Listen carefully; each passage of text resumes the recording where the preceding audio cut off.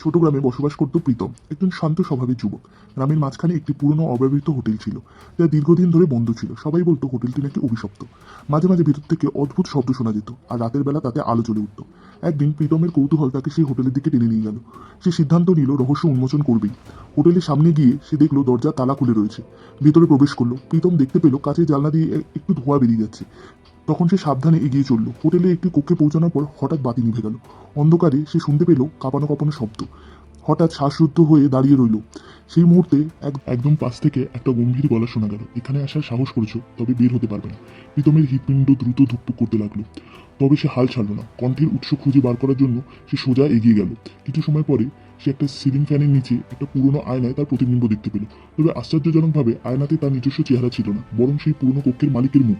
ঠিক সেই মুহূর্তে আয়নার কাঁচ ভেঙে গেল, আর অন্ধকারে এক ঝলক আলোর মধ্যে এক রহস্যময় মুখ উপস্থিত হলো। তুমি শেষ পর্যন্ত এসেছো প্রীতম, আমি আর তুমি এক। এরপর সারা গ্রাম শুনল প্রীতম আর কখনো ফিরল না। হোটেলটি আবারও বন্ধ হয়ে গেল, কিন্তু রহস্য আজও সবার মধ্যে অমিলন রয়ে গেল।